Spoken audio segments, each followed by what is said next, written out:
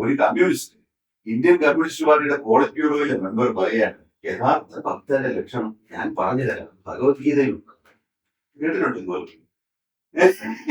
അത് ആരോടൊപ്പം എന്ത് കണ്ടെക്സ്റ്റിലാണ് അവിടെ അറേഞ്ച് ചെയ്യുന്നത്? എവിടെയെന്ന് പറഞ്ഞു ഞാൻ ചോദിക്കുന്നത് അതെല്ലാം പറഞ്ഞു. ഞാനൊരു കൗതുകത്തിന്റെ പേര് ചോദിക്കാറ്. ശരി, മൈനോറിറ്റി ഉള്ള ചങ്ങാത്തം അല്ലെങ്കിൽ മൈനോറിറ്റി റൈറ്റ്സ് പ്രൊട്ടക്ട് ചെയ്യാനായിട്ട് എടുത്ത സംഗതി വർക്ക് ചെയ്യുന്നില്ല എന്ന് കണ്ടു. 24 ജൂൺ പാർലമെന്റ് ഇലക്ഷൻ കഴിഞ്ഞപ്പോൾ എന്നാ നേരെ പ്ലേറ്റ് മാറ്റി നമുക്ക് മൈനോറിറ്റിയെ കുറ്റം പറഞ്ഞ് മെജോറിറ്റിയെ ചെയ്യാൻ തീരുമാനിച്ചു. ആയിക്കോട്ടെ, അതിനായിട്ട് അയ്യപ്പ സംഘം നടത്താനായിട്ട് നടത്തി. അയ്യപ്പ സംഘം പലതരത്തിൽ ഫ്ലോപ്പായി പോട്ടെ, അതാരുടെ കുറ്റമല്ല, കർമ്മദോഷം കൊണ്ട് സംഭവിച്ചു പോയതാണ്, കളവ് പുറത്തു വന്ന് പിടിക്കപ്പെട്ടു പോയതാണ്. അപ്പൊ ഈ അയ്യപ്പ സംഘം ഇങ്ങനെ നടത്തുമ്പോ ഒരു സംഗതി ഒരു ഹൈന്ദവ പിന്നെ ഒരു ഹൈന്ദവരോടുള്ള ആഭിമുഖ്യം കാണിക്കുന്ന ഒരു പരിപാടിയാണ്. അങ്ങനെ വിമർശനം വന്നപ്പോ എന്ത് പറഞ്ഞു? എന്നാ ന്യൂനപക്ഷ സമൂഹം ഈ ലോകത്ത് ഞാൻ ചോദിക്കട്ടെ, നിലപാടിന്റെ കാര്യം പറയുന്നത് ഞാൻ ചോദിക്കട്ടെ, രാഷ്ട്രമീമാംസയുടെ വിദ്യാർത്ഥികളിൽ ഞാൻ ചോദിക്കാൻ, ഈ ലോകത്ത് ഭൂരിപക്ഷത്തിന് ന്യൂനപക്ഷത്തിന് പ്രത്യേക സംഗമങ്ങൾ നടത്തിയ ആദ്യത്തെ കമ്മ്യൂണിസ്റ്റ് പാർട്ടി ലോകത്ത് ഏതെങ്കിലും ഒരു കമ്മ്യൂണിസ്റ്റ് പാർട്ടി 2 ഐഡന്റിറ്റി ഗ്രൂപ്പുകൾ പ്രത്യേക സംഗമങ്ങൾ നടത്തി കഴിയും? എനിക്ക് ചിന്തിക്കാൻ പോലും പറ്റുന്നില്ല. ഇത് ചെയ്യുന്നത് എങ്ങനെ ഒരു ഇടതുപക്ഷ മാർക്സിസ്റ്റ് സമീപനത്തിലുള്ള ആൾക്ക് ചെയ്യാൻ പറ്റും? അപ്പൊ ഞാൻ കാര്യം ചോദിക്കട്ടെ, ഞാൻ പറഞ്ഞത് പോയിന്റ് ഇത്രയേ ഉള്ളൂ. Contrary to my expectations, I found a weak administrator, a politician who diluted the standards and therefore he lost. ഈ 2 സ്റ്റൂളിന്റെ ഇടയിലുള്ള വീടെന്ന് പറയും, ഗവൺമെന്റിൽ ഒന്നിൽ പെർഫോമൻസ് വേണം, അല്ലെങ്കിൽ നിലപാട് വേണം, അല്ലെങ്കിൽ സമൂഹത്തെ ഒന്നായി കണ്ട് മുന്നോട്ട് കൊണ്ടുപോകേണ്ട സ്കിൽ വേണം. Now you have turned topsy-turvy because of your inability. V.S. ശോകൻ എന്ന് പറയുന്ന വ്യക്തി ഈ സർക്കാരിനെതിരെ ഇപ്പൊ പറയുന്ന കാര്യങ്ങളെല്ലാം രാഷ്ട്രീയമായി ശരിയാണ്, വിമർശനാത്മകമാണ്, വളരെ നിഷ്പക്ഷമായിട്ടുള്ള നിലപാടാണ്. പക്ഷെ V.S. ശോകൻ എന്ന സിവിൽ സർവീസ് ഉദ്യോഗസ്ഥനെ ഒരു മുഖ്യമന്ത്രി വിമർശിക്കാൻ എന്താ കാര്യം? അത് അദ്ദേഹത്തിന്റെ പ്രവൃത്തിയിൽ തന്നെ കാര്യം. അത് സാധാരണ രീതിയിൽ ചെയ്യാൻ പാടുള്ളതല്ല. പക്ഷെ മുഖ്യമന്ത്രി ഏർപ്പെട്ടിരിക്കുന്ന പ്രവൃത്തി ഞാൻ പെർസീവ് ചെയ്യുന്നത് സിവിൽ സർവീസിന് നല്ലതല്ല, നമ്മുടെ നാടിന് നല്ലതല്ല. ഞാൻ ഒന്നുകൂടി കടന്നു പറയും, അദ്ദേഹത്തിന്റെ രാഷ്ട്രീയത്തിന് പോലും നല്ലതല്ല. ചുരുക്കത്തിൽ ആ പ്രവൃത്തി ഡെഫിനറ്റ്ലി ഹാനികരമാണ്. അത് നമ്മുടെ സാഹചര്യത്തിനും സംസ്ഥാനത്തിനും സിവിൽ സർവീസ് എന്ന പ്രസ്ഥാനത്തിനും സ്റ്റേറ്റിനും നിയമത്തിനും നല്ലതല്ലെന്നില്ല.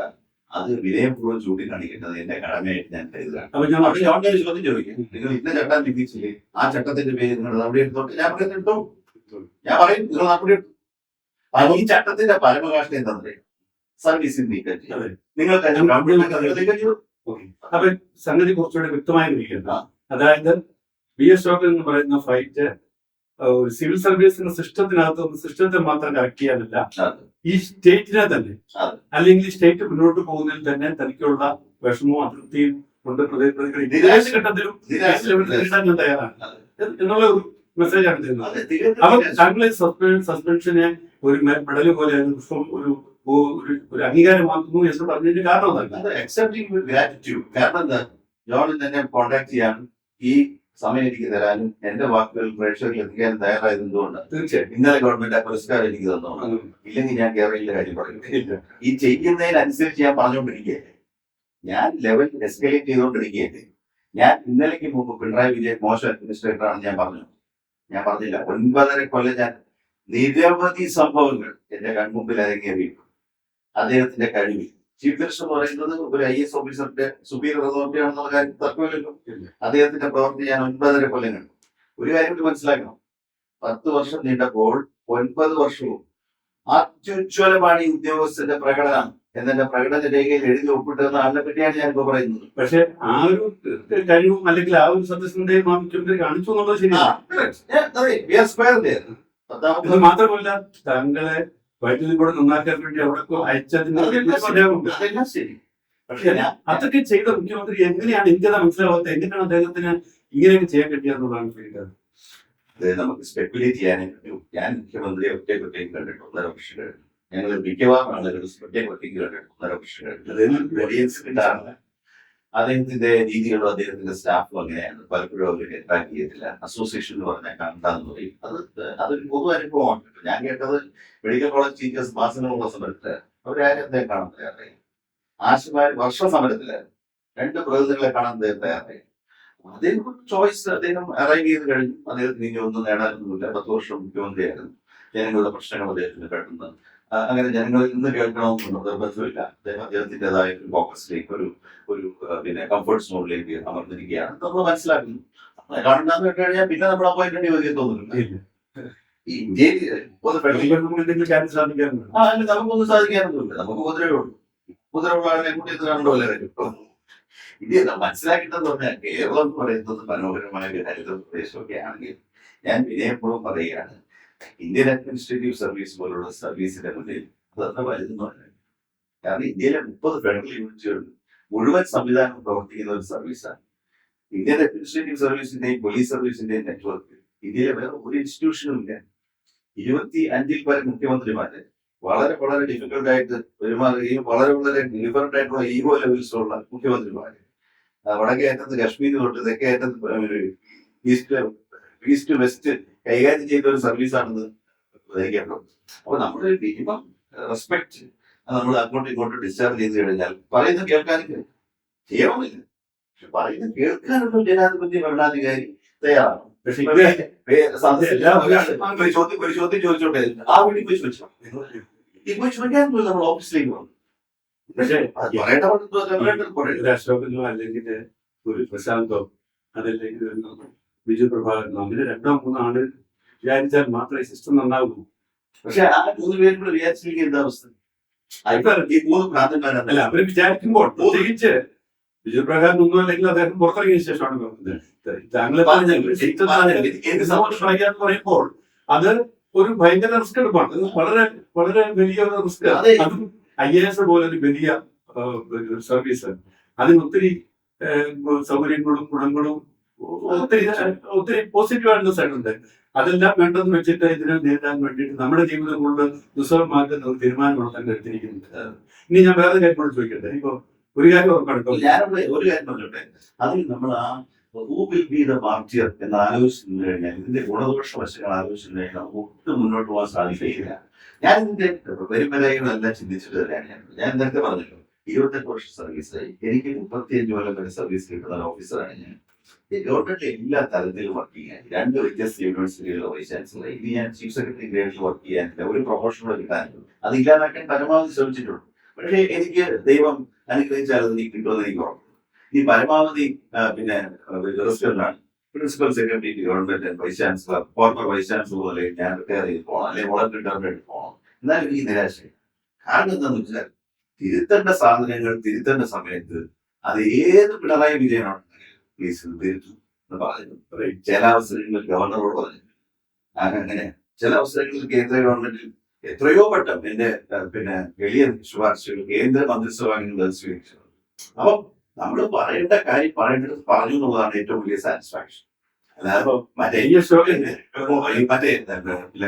എന്താ പറയില്ല, ചത്ത മീൻ വെള്ളത്തിൽ പൊന്തി കിടന്ന് വെള്ളത്തിനോടൊപ്പം സഞ്ചരിക്കുന്നവർ പോയിട്ട് എന്താ കാര്യം? മറ്റു IAS ഉദ്യോഗസ്ഥന്മാർക്ക് മാത്രമേ അങ്ങനൊന്നും ഞാൻ പറയുന്നില്ല. Civil service officer. അല്ല, I will fight to that hilt. അതിന് യാതൊരു സംശയമില്ല. എന്തായാലും പറയട്ടെ, you are facing a dragon. Dragon might eat you, പക്ഷേ you will put your sword at charge. യാതൊരു സംശയം.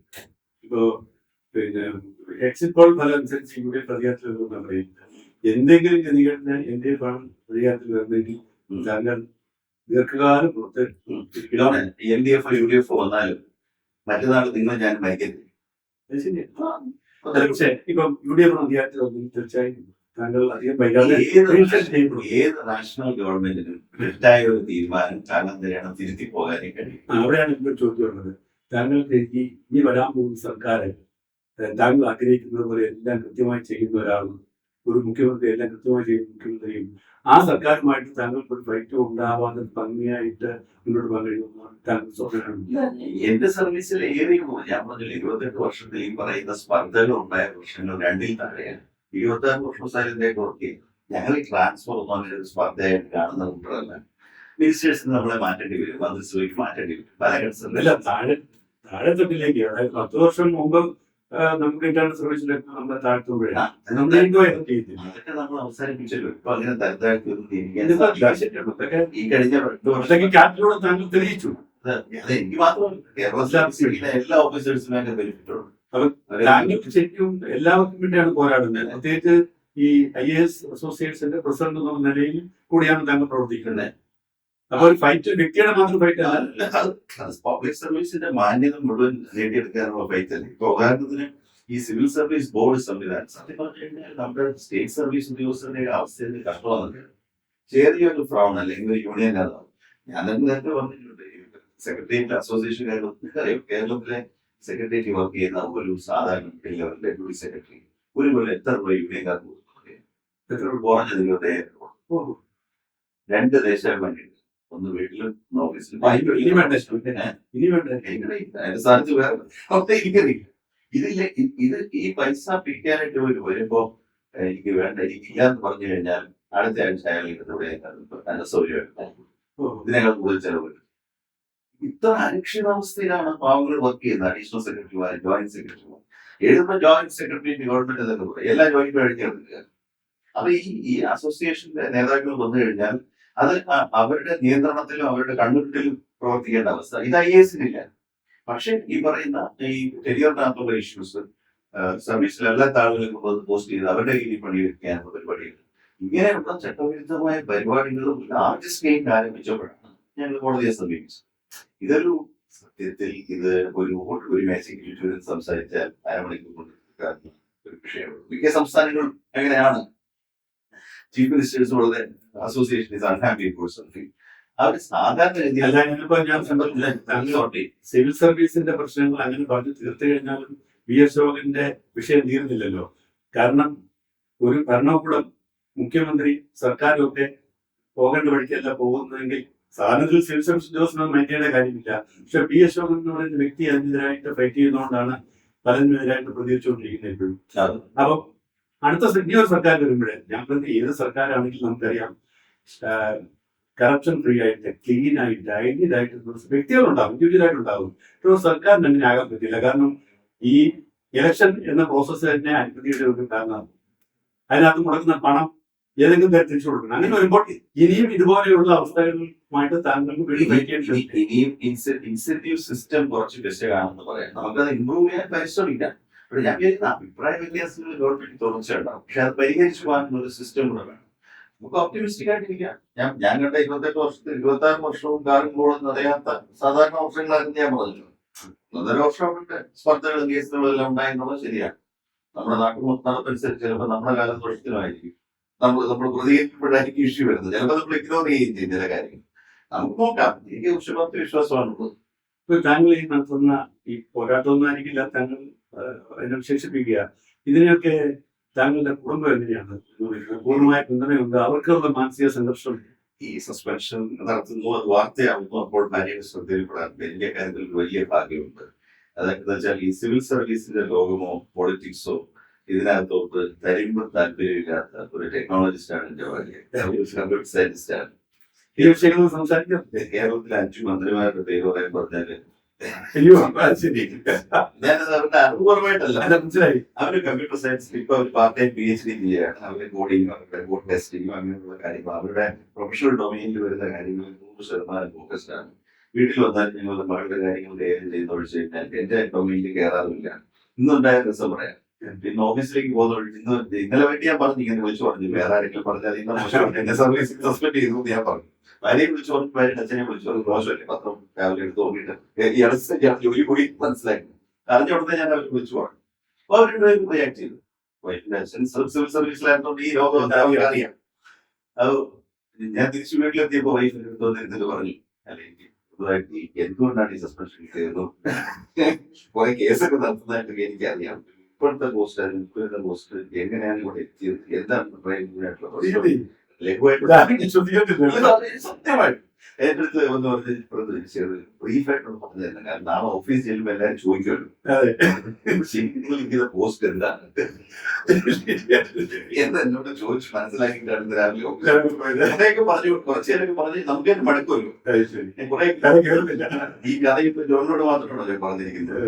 23 കേസുകൾക്ക് ഡീറ്റെയിൽസും പിന്നെ ഹൈക്കോടതി CIT ഓരോ കേസിൽ എനിക്കേറ്റ അറിയില്ല, അത് 6-7 കേസുണ്ട്. നമ്പർ വെച്ചാൽ ഞാൻ കണ്ടുപിടിക്കും. ആ കേസിലോട്ട് പോയപ്പോഴേ ഞാൻ ഇത്രയും മനസ്സിലാക്കിയാൽ മതി, എന്തുകൊണ്ട് ഓഫീസിൽ പോകണ്ട, അത്രയും ഉള്ള കാര്യം. അത് ശരി എന്ന് പറഞ്ഞിട്ട് അത് പോയി. അത് എനിക്കൊരു വലിയ അഡ്വാൻറ്റേജ് ആണ്. കാരണം എന്താണ്, ഇത് ഇതിനകത്ത് ഒരു പർട്ടിക്കുലർ ഹാസിലോ ഇതൊക്കെ ഒരു പിന്നെ എനിക്ക് തോന്നുന്നു 11 തൊട്ടേ അവർക്ക് പരിചിതമാണ് ഇപ്പോൾ പറ്റിയ കാര്യങ്ങളും. അത് സ്വാഭാവികമായിട്ട് നമ്മൾ പ്രഷേഴ്സ് അണ്ടർഗോ ചെയ്യുമ്പോൾ നമ്മുടെ മൂഡ് തിരിയുന്നു, ഇച്ചിരി ഇറിറ്റബിലിറ്റി കൂടും. കാരണം ആൾക്കാർ ഒരുപാട് കോൾ കിട്ടും. ഇപ്പൊ സസ്പെൻഷൻ വാർത്ത മീഡിയയിലോട്ട് പോയി കഴിഞ്ഞാൽ 300 കോൾ 15 മിനിറ്റ് നമുക്ക് എടുക്കാൻ പറ്റും. എല്ലാവർക്കും നമ്മളോട് സംസാരിക്കാം, നമ്മൾ ഇറിറ്റേറ്റഡ് ആവും. ആ സമയത്ത് നമുക്കൊന്നും ചെയ്യാൻ പറ്റില്ല. പിന്നെ താല്പര്യപ്പെട്ട ആളുകളാണ് വിളിക്കുന്നത്, പക്ഷെ ആ സമയത്ത് നമുക്ക് റിയാക്ട് ചെയ്യാൻ പറ്റില്ല. അപ്പൊ അങ്ങനെ ഇറിറ്റേറ്റഡ് ആണെന്ന് കേട്ടാൽ പുള്ളിക്കാരി ഒഴിവാക്കി കോൺവെർസേഷൻ. വീട്ടിൽ യാതൊരു പ്രശ്നങ്ങളും ഇല്ല. Fortunately they are up to themselves. അതുകൊണ്ട് പിന്നെ എനിക്ക് തോന്നുന്നു ഞാൻ ഡിസ്ട്രാക്ഷനായിട്ടാണ് പ്രവർത്തിക്കുന്നത്. അതുകൊണ്ട് അങ്ങനെ യാതൊരു ബുദ്ധിമുട്ടുകളില്ല. ദൈവം സഹായിച്ച് ഈ പ്രശ്നങ്ങൾ മാറി സർവീസ് നമുക്ക് നമ്മുടെ നാടിന് സർവീസ് കൊടുക്കുകയാണ്. അപ്പൊ അതിന് ഇൻട്രപ്ഷൻ വരാതെ ഈശ്വരൻ അനുഗ്രഹിക്കുന്ന ഈ പ്രശ്നം അതുകൊണ്ട് തീരേണ്ടതാണ്. ഈ സസ്പെൻഷൻ കാലാവധി നീണ്ടു കിട്ടുകയായിരുന്നെങ്കിൽ ആ സമയത്ത് വേറെ എന്തെങ്കിലും ഒരു സർവീസ് സ്റ്റോറി ഉണ്ടാവുമായിരുന്നു. സർവീസ് സ്റ്റോറി എഴുതാൻ ഒരുപാടുണ്ട്. ഇപ്പൊ ഞാൻ ഉദാഹരണത്തിന് ഞാൻ വൈസ് ചാൻസലറായിരുന്ന 5 വർഷം ഞാനൊരു ഡയറി എഴുതുമായിരുന്നു. 2011-16 വരെ ഒരു പുതിയ സർവകലാശാല വെറ്ററിനറി യൂണിവേഴ്സിറ്റി ഓർഗനൈസ് ചെയ്യുന്നതിന്റെ എല്ലാ തുടിപ്പുകളുമായിട്ട് ഡയറികളുണ്ട്. എനിക്ക് ഇടക്കാലത്തെ ഡയറി എന്നെ കാണാതെ പോയി. ഞാൻ വീട് മാറി. ഭാഗ്യവശാൽ പുസ്തകങ്ങൾ ഇറങ്ങിയപ്പോൾ ഞാൻ തിരികെ ഡയറി തിരിച്ചു. അതിൽ 130 ഡയറി കോപ്പുകളുണ്ട്. അത് വളരെ ഞാൻ വിചാരിക്കുന്നത് അത് എനിക്ക് ഒന്നുകൂടെ മാറ്റി എഴുതണം. പക്ഷെ ഒരു സർവകലാശാല സ്ഥാപിക്കുന്ന ഒരു വൈസ് ചാൻസലർ ഡയറി കോപ്പുകൾ എന്ന് പറയുന്നത് അത് മലയാളത്തിലാക്കിയാലും ഇംഗ്ലീഷ് പബ്ലിഷ് ചെയ്താലും വളരെ യുണീക്ക് ആയിട്ടുള്ള ഒരു പബ്ലിക്കേഷൻ ആയിരിക്കും. തീർച്ചയായിട്ടും. മാത്രമല്ല അതിനകത്ത് യാതൊരു വിവാദമില്ലാത്തതുകൊണ്ട് തീർച്ചയായും പബ്ലിഷ് ചെയ്യേണ്ട ഒരു സംഗതിയാണ്. അങ്ങനെയുള്ള സംഗതി അതിന്റെ ഗസ്റ്റ് ഹൗസ് എങ്ങനെ ഉണ്ടായി അതെല്ലാം ഉണ്ട്. ഗസ്റ്റ് ഹൗസ് മാത്രമല്ല, സർവകലാശാലയിലെ ആ ചാലഞ്ച് എന്തായിരുന്നു, അത് ഓരോ കുറവുകൾ അങ്ങേയറ്റം ആഹ്ലാദം തന്നൊരു കാര്യമാണ്. ഞാൻ ആ ഡയറി എഴുതിയതും 5 കൊല്ലത്തിൽ 130 ദിവസങ്ങളിലേ എഴുതിയിട്ടുള്ളൂ ഡയറി. പക്ഷെ അത് വളരെ വളരെ എന്നെ വല്ലാതെ എനിക്ക് ഒരു വൈസ് ചാൻസലർ ആയി എന്നുള്ള മാത്രമല്ല, എനിക്ക് 38 വയസ്സേ ഉള്ളൂ വൈസ് ചാൻസലർ ആയിരിക്കും. അവിടെ പ്രവർത്തിയെടുത്ത ആ 4 വർഷം, ആ കോൺട്രാക്ട് പീരീഡിൽ നമ്മൾ അണ്ടർഗോ ചെയ്ത അനുഭൂതികൾ, നമ്മുടെ ടെൻഷൻസ്, നമ്മുടെ ചാലഞ്ചസ്, പുതിയ കോഴ്സുകൾ ലോഞ്ച് ചെയ്യാനായിട്ട് വിദേശത്ത് പോയി കഷ്ടപ്പെട്ടത്, കാനഡ മുതൽ ഫ്രാൻസ് വരെ കലഞ്ഞു തിരിഞ്ഞ് അവിടുന്ന് കൊളാബറേഷൻസ് കൊണ്ടുവന്നത്, ഇംഗ്ലണ്ടിൽ നിരവധി വട്ടം പോയത്, ഇതെല്ലാം എഴുതിക്കൊണ്ടിരിക്കുന്ന ഡയറി പേപ്പറുകൾ വായിച്ചപ്പോ തീരെ നിസ്സാരനായ ഒരു മനുഷ്യനാണ് ഞാൻ ഇത്രയൊക്കെ ചെയ്തല്ലോ എന്ന് എനിക്ക് തോന്നാറില്ല. അപ്പൊ അത് ഒരു പ്രോജക്റ്റ് ആക്കാവുന്നതാണ്. പക്ഷെ അതല്ല എന്റെ മനസ്സിലിപ്പോഴുള്ളത് ഞാൻ നേരത്തെ പറഞ്ഞ പോയിന്റാണ്. കേരളത്തിന് നമ്മൾ വളരെ മുന്നോട്ട് പോകാമെന്ന് പ്രതീക്ഷിച്ചിരുന്ന 10 വർഷത്തിൽ കുറഞ്ഞത് ഒരു 5 വർഷമെങ്കിലും നഷ്ടം. ഞാൻ ആരെയും കുറ്റം പറയുന്നു. മുഖ്യമന്ത്രി പെർഫോം ചെയ്യണ്ടെന്ന് വിചാരിച്ചുള്ള ഒരു മുഖ്യമന്ത്രി വരത്തില്ല. പക്ഷെ അദ്ദേഹത്തിന് കഴിഞ്ഞില്ല, പരാജയപ്പെട്ടു. അപ്പം നമ്മൾ എവിടെയാണ് നിൽക്കുന്നതെന്ന്, കുട്ടികൾ തൊഴിലില്ലായ്മയും വിദ്യാഭ്യാസ ഗുണമേന്മയും ഇല്ലാതെയും ലക്ഷക്കണക്കിന് കേരളത്തിൽ പുറത്തുകൊണ്ടിരിക്കുന്നു. ഇന്ത്യയിലെ ഏറ്റവും കൂടുതൽ തൊഴിലില്ലായ്മയുള്ള സംസ്ഥാനം. 30 ലക്ഷം തൊഴിൽ കൊടുക്കുമെന്ന് പറഞ്ഞാണ് ഗവൺമെന്റ് വന്നത്. കൊടുത്തത്രയും അറിയാം. ഈ തൊഴിൽ ഇവരുടെ ഉണ്ടല്ലോ സാപ്പ് കേസ് കിഫ്ബിയുടെ വിജ്ഞാന ഞാൻ കണക്ക് നോക്കി 2.25 ലക്ഷം. 10 കൊല്ലം കൊണ്ട് 2.25 അല്ല, PSC പേര് 3,15,000. അത് സ്വാഭാവികമായിട്ട് വരുന്ന ഒഴിവിലേക്ക് വേക്കൻസി റിപ്പോർട്ട് ചെയ്താൽ തന്നെ ഫില്ല് ചെയ്ത് പോകുന്ന കാര്യങ്ങളാണ്. ഈ ഗവൺമെന്റ് 10,000-ഓളം പോസ്റ്റ് ക്രിയേറ്റ് ചെയ്തു. അത് നല്ല കാര്യം. നമ്മൾ ചെയ്യുന്നതിൽ പറയാൻ പാടില്ല. ഉദാഹരണത്തിന് ലൈഫ് മിഷൻ 5 ലക്ഷം വീട് വെച്ചു, സോളിഡ് അച്ചീവ്. ആർദ്ര മിഷനിൽ 5,000-6,000 കോടിക്ക് ആസ്പത്രികളുടെ സൗകര്യങ്ങൾ വർദ്ധിപ്പിച്ചു, സോളിഡ് അച്ചീവ്. അവിടെ ഒരു തർക്കമില്ല. പക്ഷെ അതിന്റെ കൂടെ കയറിയിട്ട് ലോഡ് ഷെഡിംഗ് ഉള്ളതായി പറയും. കേരളം പവർ ഡെഫിസിറ്റ് ആണ്. പവറിൽ എത്ര അച്ചീവ്മെന്റ് ഉണ്ടെന്ന് അറിയാം. 10 വർഷം കൊണ്ട് ജലവൈദ്യുതി 75 മെഗാവാട്ട്. ഇന്ത്യയിലെ ഏറ്റവും ലോവസ്റ്റ് കപ്പാസിറ്റിയാണ് ബിൽഡ് ചെയ്തത്. അത് വളരെ ആശ്ചര്യകരമായിട്ട് തോന്നുന്നു. നമുക്ക് ഇനി ഞാൻ വളരെ രസമുള്ള ഇതുവരെ ഞാൻ പറയാൻ ഒരു വിമർശനം ഇപ്പൊ പറയാം. സസ്പെൻഡ് ചെയ്ത് കഴിഞ്ഞതുകൊണ്ട് ഈ വിമർശനം ഇല്ലല്ലോ, വിടിച്ചു കൊല്ലാൻ പറ്റുന്നില്ലല്ലോ. അത് പറഞ്ഞേക്കാം. പലർക്കും അറിയാത്ത കാര്യം ഞാൻ ശ്രദ്ധിച്ചിട്ടുണ്ടോ, ഈ ഗവൺമെന്റ് അച്ചീവ്മെന്റ്സ് ജനങ്ങളുടെ മുന്നിൽ വെക്കാനായിട്ട് കേരളം ഒട്ടേക്ക് ഫ്ലെക്സുകൾ വെച്ചു. ടെലിവിഷനിൽ 200 കോടി കൊടുത്തു പോയി. മനുഷ്യൻ ആദ്യം വേണ്ട കാര്യത്തിൽ കേരളം ഇവിടെ നിൽക്കുന്നു എന്ന് പറഞ്ഞില്ല. കുടിവെള്ളത്തിന്റെ കാര്യം എന്തെങ്കിലും ഒരു ക്ലെയിം നിങ്ങൾ കേട്ടായിരുന്നോ? ശ്രദ്ധയുള്ളൂ. കുടിവെള്ളം പ്രൊവിഷൻ ചെയ്യുന്നതിലെ ദേശീയ പരിപാടികളിലെ നാഷണൽ സ്റ്റേറ്റ് പരിപാടികളില് കേരളം മറ്റ് സംസ്ഥാനങ്ങളെ അപേക്ഷിച്ച് എവിടെ നിൽക്കും? കേരളം എങ്ങും നിൽക്കുന്നില്ല. ഇന്ത്യയിലെ ഏറ്റവും മോശം സംസ്ഥാനമാണ്. 49% ഗ്രാമീണ ഭവനങ്ങളിലെ ഇന്ന് പൈപ്പിട്ട കുടിവെള്ളം കേരളത്തിലുള്ളൂ. It is one of the lowest achievements in entire India. അത് എന്തുകൊണ്ടെന്ന് ഞാൻ പോകുന്നില്ല. ഇനി ഞാൻ വേറൊരു പ്രശ്നം പറഞ്ഞു. എനിക്ക് ദുഃഖമുണ്ട് ഇത് പറയുന്നതിൽ. കേരളത്തിൽ തന്നെ പൈപ്പിട്ട കുടിവെള്ള വിതരണത്തിൽ ഏറ്റവും പിന്നാക്കം നിൽക്കുന്ന ജില്ലയും ഏറ്റവും പിന്നാക്കം നിൽക്കുന്ന നിയമസഭാ മണ്ഡലം ഏതെന്നറിയാം? പറയുമ്പോൾ ചിരിക്കരുത്. മുഖ്യമന്ത്രിയുടെ ഇടുക്കി ജലവിഭവ ജില്ലയിൽ പൈപ്പിട്ട കുടിവെള്ളത്തിൽ കേരളത്തിൽ ശരാശരി അച്ചീവ്മെന്റ് പോയില്ല 33%. ഇതെവിടെ കാണുമെന്ന് ചോദിച്ചു കഴിഞ്ഞാൽ കേന്ദ്ര സർക്കാരിന്റെ ജലജീവൻ മിഷന്റെ സൈറ്റ് എടുത്തിട്ട് അവരുടെ ഡീറ്റെയിൽസ് വെച്ചു.